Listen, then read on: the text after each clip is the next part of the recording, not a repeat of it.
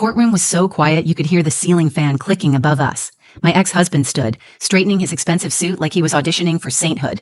His voice didn't shake. It was smooth, practiced. "I never laid a hand on her," he said. "She's just trying to get sympathy. There's no proof." His lawyer nodded, lips pressed into that smug little smirk he wore every time I was told to calm down, sit still, or move on. I didn't say a word. I kept my hands folded tightly in my lap, digging my nails into the soft skin of my palm just to stay grounded. Not out of fear, but because I knew that anything I said would be twisted. Brent was good at that. He had spent years making me feel like I was the one losing control. Then, from behind me, I heard the small voice I knew better than my own heartbeat. "Mom," Lila said, tugging gently on my sleeve, "can I give the judge the video I found in Daddy's phone?" My heart stuttered. My breath caught before I could ask what she meant. The judge leaned forward slightly. Everyone turned to look. I glanced at Brent. His face had gone pale. "Lila, what video?" I whispered. She reached into her backpack and pulled out her tablet, the pink one with the unicorn sticker peeling off the corner. She held it like it was made of glass. "I saved it," she said, louder this time, her voice steady. "It's from when Daddy got mad at you and filmed it on his phone. I saw it by accident when I was looking for my singing video." My stomach dropped. Brent's lawyer stood up. "Your Honor, this is highly inappropriate." The judge held up his hand. "Let's see what she's talking about." I sat frozen, my hands shaking in my lap. Lila walked to the front of the courtroom, placed her tablet on the table, and tapped the screen. The video started playing, loud and undeniable. But that moment, the one right before it started, that's what I keep replaying in my head. The way Brent's confident mask cracked for the first time. The way Lila stood with her shoulders back like she had more courage than I'd had in years. The way the judge didn't hesitate. You see, for years I thought my silence protected my daughter. But it turns out she was the one watching, listening, remembering. And in the end, she was the one who made them all hear the truth. I didn't grow up dreaming of a perfect marriage. I just wanted something safe, stable, something different from the chaos I was raised in. So when I met Brent, I thought I had finally found that. He was charming, attentive, the kind of man who opened car doors and made waitresses laugh. He looked like someone people respected, and I think that's what hooked me at first. I was 24, working 2 jobs and completely exhausted. He made me feel like I could breathe. We got married after a year of dating. Everyone said it was fast, but I wanted to believe that good things didn't always need time to prove themselves. When I found out I was pregnant with Lila, Brent cried. He told me we were going to be a perfect family. I believed him. It started small. Comments about how I dressed, jokes that felt more like warnings, a cold silence when I disagreed with him in front of friends. The first time he slammed a door so hard it cracked the frame, Layla was 3 months old. I told myself he was tired, stressed. He was still a good father, I said. He never hurt her, only me. By the time Lila was 5, I had learned how to predict his moods the way other people checked the weather. I knew how to smile when my chest was tight, how to excuse myself quietly from a conversation when I saw his jaw twitch. I stopped going to family events. He didn't like my sister, Jessa, said she filled my head with drama. The truth was, Jessa saw through him from day one. One night, after Brent shoved me hard enough that I hit the edge of the kitchen counter, Lila walked in. She didn't scream or cry. She just stood there, holding her little stuffed bear, her eyes wide and blank. He stormed off to the bedroom. I knelt down, tried to smile like it was nothing. "It's okay, baby. Mommy's okay." She looked at me for a long time. Then she asked, "Do daddies yell like that when they love you?" That question undid me. I called Jessa the next morning. She drove over without asking for details and helped me pack. I took Lila and left with 2 suitcases and a savings account I'd been building in secret for months. I moved into a tiny 2-bedroom apartment across town. The ceilings leaked, the walls were thin. But for the first time in years, I could breathe without waiting for someone to explode. I filed for full custody. I had no criminal charges, no official police reports, just a history of emotional and physical abuse I had never documented. My lawyer warned me it might be hard to prove. Brent had money, connections, and the image of a perfect suburban dad. He wasn't going down without a fight. Brent's lawyer filed a countersuit claiming I was emotionally unstable and trying to alienate him from his daughter. He said I was vindictive and dishonest. It was like being punched all over again just in public this time. Every hearing felt like a game I didn't know the rules to. Brent was polished, calm, always with a slight smile, as if he knew something I didn't. Meanwhile, I was in therapy, working 2 jobs, and trying to help Lila sleep through the night again. She had started flinching at sudden sounds. She asked a lot of questions she never used to ask. Why do daddies have rules but mommies get punished? Why does daddy say you're lying? Why do I have to visit if I don't want to? I kept every text he sent. I took pictures of the bruises he left during custody drop-offs when no one was around. I recorded how Lila acted when she came home from visits, clingy, withdrawn, sometimes quiet for hours. I gave everything I had to my lawyer, but it always came back to the same line. There's no solid evidence. Still, I held the line. I didn't yell in court. I didn't cry in front of the judge. I stayed calm, collected, and exhausted beyond anything I'd ever known. Because I had one job, protect my daughter. And I thought I was doing it. I thought I was shielding her. But the truth was, she saw everything. She remembered everything. And when I thought all hope was lost, she was the one who stood up and gave the judge the truth I couldn't. The courthouse always smelled like bleach and old paper. I sat on the hard bench outside the courtroom, knees bouncing, hands locked together so tightly, my knuckles ached. Lila sat beside me, swinging her legs, holding her stuffed bear with one arm and her tablet with the other. She didn't ask questions. She just watched me, quietly, like she was trying to understand what kind of day it was going to be. My lawyer, Ellen, walked over and sat next to me. She gave me a tired but kind smile. "They're inside already," she said. "The judge is reviewing the parenting evaluations. Be ready. Brent's lawyer is going to be aggressive today." I nodded. My throat was dry. I had barely slept the night before. Brent had filed a last-minute motion to push for joint custody, claiming I was emotionally unstable and had been coaching Lila against him. He brought in a statement from one of his co-workers, saying he had never seen Brent be anything but kind and level-headed. His lawyer was known for being ruthless and theatrical. I felt like I was walking into a performance, and I didn't know my lines. When the bailiff called us in, I took Lila's hand and stood. She held on tight. The courtroom was smaller than it looked on TV. The walls were wood-paneled, and the judge sat behind a massive desk, looking tired and unreadable. Brent was already there, seated beside his lawyer in a clean blue suit, his hair slicked back, wearing that same smirk he always wore when he thought he was winning. He looked at me like I was a guest in his movie. We sat down. The judge nodded toward Brent's lawyer. He stood and launched straight into character. "Your Honor, my client has made every effort to maintain a healthy, stable relationship with his daughter, despite the mother's repeated attempts to alienate him. There is no police record, no medical documentation, no confirmed history of abuse. My client asserts that the accusations brought against him are not only false, but emotionally manipulative. We are requesting that full custody be shared equally between both parents." I felt the words hit like a drum. False, manipulative, no proof. He made me sound like some bitter ex who was angry things didn't work out. He never once said my name, just the mother, like I was a role, not a person. My lawyer stood to respond, but I barely heard her. My heart was pounding too loudly. Then Brent stood to speak, calm, respectful, eyes forward.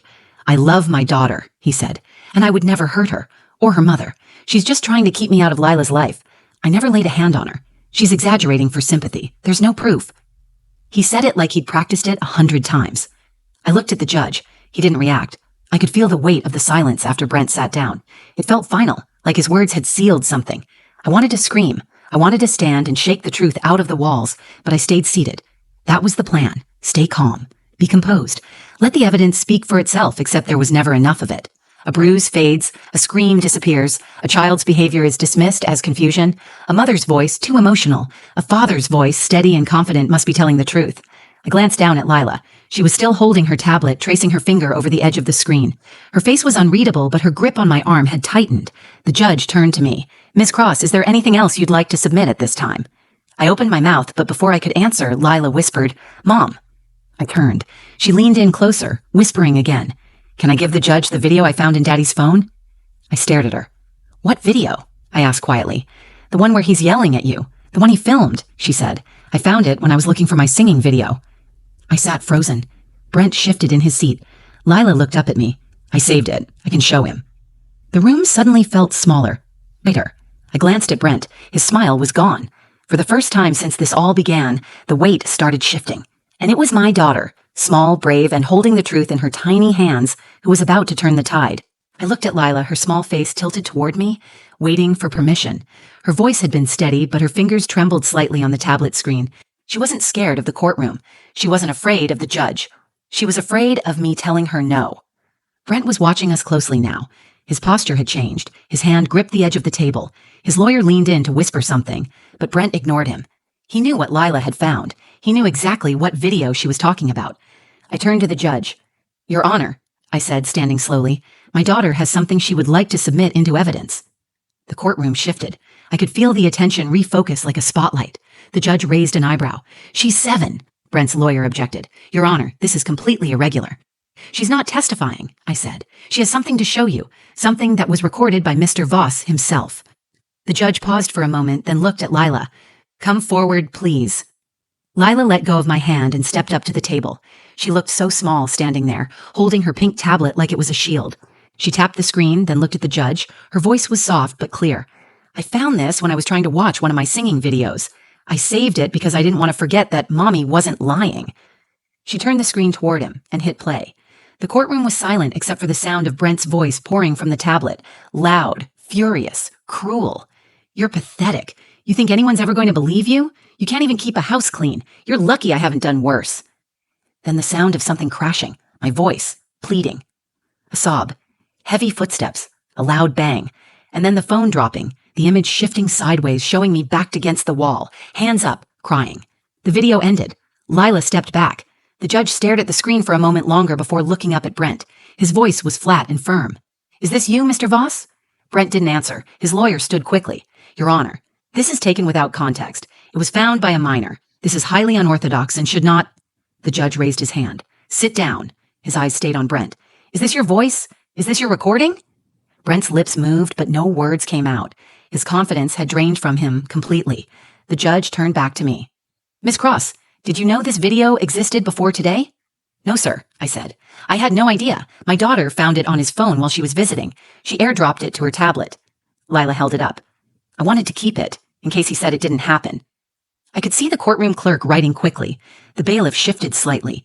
Brent's face was blank, like he had left the room without standing up. The judge leaned back in his chair.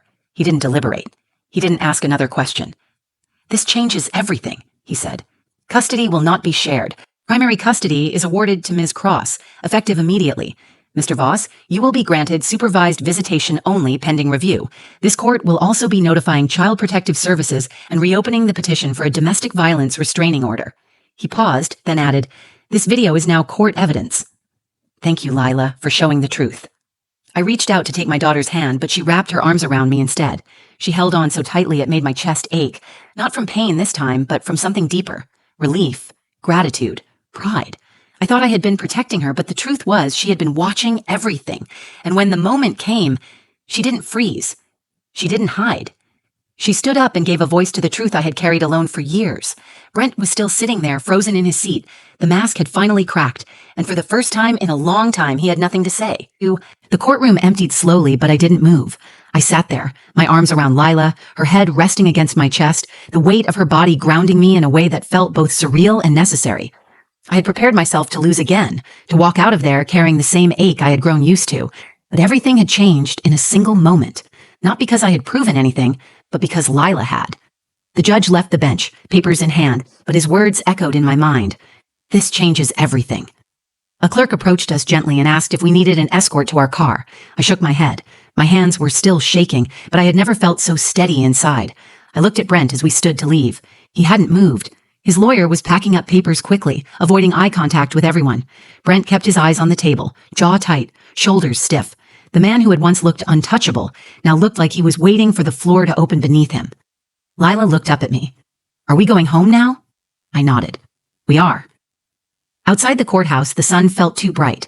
I hadn't expected to leave feeling lighter. The years of pressure I had carried on my chest had started to lift, like someone had finally reached in and pulled away the weight. We walked to the car in silence. Lila held my hand the whole way. Once she climbed into the back seat, I paused before closing her door. Why didn't you show me the video earlier? I asked gently. She looked up from her tablet. I didn't know if I was allowed. Daddy said not to talk about anything unless someone asked. But then you were so quiet in court, and he said bad things again, and I got mad. I remembered the video and thought maybe the judge would believe you if he saw it. She spoke like it was the most obvious thing in the world, like courage was something you just pull out of your backpack when you need it. I didn't know whether to cry or laugh, so I smiled instead. You did the right thing, I said. I'm proud of you. We drove home. I didn't turn on the radio. I didn't talk much. I just kept looking in the rearview mirror at her, sitting quietly, legs swinging, a soft hum under her breath as she traced shapes on her tablet screen. She looked peaceful for the first time in weeks. When we pulled into our apartment complex, my sister Jessa was waiting outside. She had been checking in every day since the custody hearings began.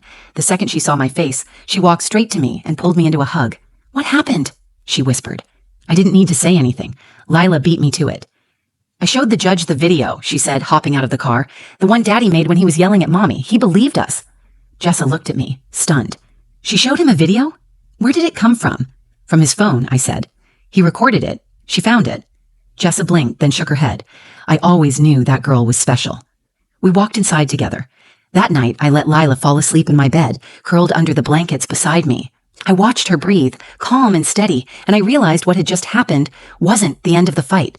But it was the first time the truth had stood taller than the lie. The court had seen who Brent really was, and more importantly, so had Lila. Not because I told her, not because I forced her to believe me, but because she had witnessed it herself and had the strength to speak up. I thought about how many women never get that moment. How many are still sitting in silence, praying someone will believe them without needing proof. I didn't get justice because I was loud enough or brave enough. I got justice because my daughter, a little girl who had seen too much too soon, refused to let the lie win. And because of her, everything was different now. It's been 8 months since that day in court. Lila and I are still in the same apartment, but it feels different now, lighter, brighter. Not because the space changed, but because we did. We stopped surviving and started living. There are no more sudden outbursts behind closed doors, no more flinching when the door opens, no more quiet panic when the phone rings from an unknown number. Brent still calls sometimes. He leaves voicemails asking for another chance at supervised visits. His tone has shifted. It's no longer demanding. It's desperate. I send them straight to my lawyer. The judge's ruling stands. Lila doesn't have to see him. She doesn't ask about him either. In therapy, she's made progress. Her questions now are different. She no longer asks if yelling means love. She asks why some people stay angry when they don't get their way. She's learning that someone hurting you is never your fault. That keeping a secret to protect the person who hurt you is not love. It's fear dressed up as loyalty, and she's done being afraid. One afternoon, she asked me if I remembered the video. I told her I did. I asked if she wanted to delete it. She shook her head. Number, I don't want to forget what happened. Not because I'm scared, but because it helped us. She doesn't watch it, but she keeps it stored in a locked folder, just in case someone ever questions the truth again. I didn't tell her to do that. She made the choice on her own. I used to believe staying silent was a form of strength, that if I just held it together long enough, the storm would pass and we'd be okay. But silence doesn't protect, it hides. And when you live in hiding long enough, you start to forget what safety really feels like. Lila reminded me of that. She reminded me that truth, no matter how terrifying or messy, has power. It makes people uncomfortable. It shifts rooms. It ends lies that have lived too long. I've started speaking at support groups now. Not because I have all the answers, but because I finally understand the value of being heard. When I sit in those circles and look into the eyes of other women who feel invisible, I tell them what I wish someone had told me. You don't need bruises to prove your pain. You don't need to wait until he crosses some invisible line. You're allowed to leave before it gets worse. And most importantly, your child doesn't need a 2-parent household. They need a safe one. The court didn't save me. The law didn't swoop in and fix everything. What changed my life was a 7-year-old girl who refused to let the truth stay hidden. She didn't do it to win. She didn't do it to hurt anyone. She did it because she believed I deserved to be heard. That moment replays in my mind often. Lila holding her pink tablet, standing in front of the judge without fear. She never looked back at Brent. She looked forward, at the truth, at the future. She was the smallest person in that courtroom, but she was the one who carried the most power that day. And I carry that with me now. Every time I doubt myself, I remember that even when I was drowning, I raised a child brave enough to speak up when I couldn't. We're not the same people we were. I'm no longer the woman who explained away bruises or apologized for walking on eggshells. I'm a mother who listens more carefully now, who doesn't tell her daughter to be quiet just to keep the peace, who no longer measures strength by how much she can endure, but by how boldly she can protect the life she's rebuilding. And Lila is not just a survivor. She's a truth teller, a protector. A reminder that sometimes the most powerful voices come from the smallest people. We live differently now. We laugh louder. We sleep peacefully. We speak without fear. And we never, ever apologize for telling the truth. If this story moved you, if it reminded you of someone you know, or maybe even your own story, please know you're not alone. There is strength in your voice. There is power in being believed. And sometimes the most unexpected heroes are the ones sitting quietly beside us, watching, learning, and waiting for their moment to speak. If you found meaning in what you just heard, take a second to like this video. It helps this story reach someone who may need it today. Share it with anyone who's been through something similar or who needs to be reminded that the truth matters, no matter how long it's been hidden. I would love to hear your thoughts, your stories, or even just one word that stood out to you. Drop a comment below. I read every one of them, and if you want more stories like this, real, raw, and honest, subscribe to the channel and hit the notification bell so you don't miss what's coming next. Thank you for watching. Thank you for listening. And most of all, thank you for believing survivors.